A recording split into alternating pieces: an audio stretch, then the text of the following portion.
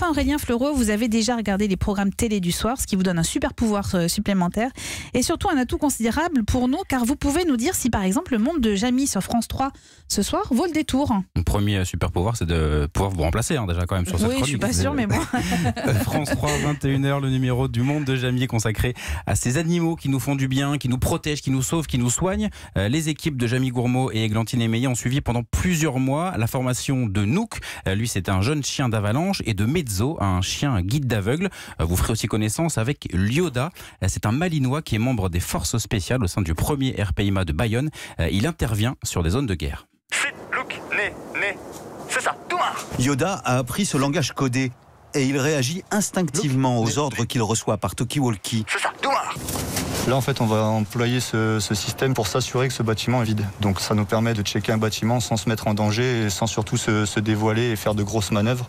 Et puis, il y a aussi ceux qui soignent, comme Medley, l'un des 3 premiers chiens formés en France pour détecter le diabète.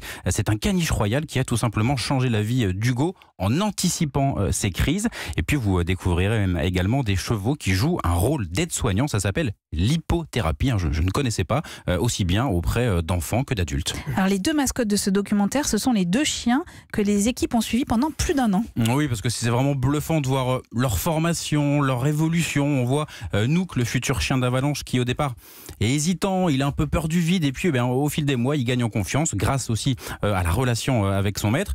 Et puis Mezzo, que l'on découvre à sa naissance, bébé labrador noir d'1,2 kg, il va être formé pendant 2 ans avant d'être apte à accompagner une personne non-voyante dans sa vie de tous les jours. Mais ça ressemble à quoi ces formations ? Tout simplement des tests pour s'assurer que les chiens restent calmes dans des situations nouvelles avec des bruits inconnus.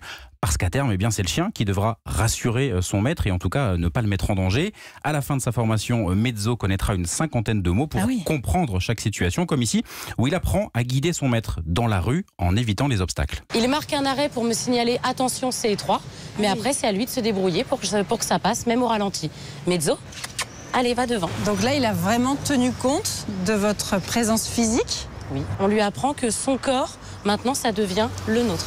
Voilà, c'est un film de Bruno Buchet et Mathieu Dubosc avec de nombreuses séquences touchantes, surprenantes à regarder si on le veut facilement en famille. Donc ce soir 21h, France 3. Et j'en profite pour vous signaler que demain soir, France 5 diffusera un documentaire poignant signé de notre confrère Olivier Delacroix, Femme du Nord, quand la vie est un combat. Nous en reparlerons demain matin avec lui. Il sera notre invité à 6h20. Merci beaucoup Aurélien Fleureau.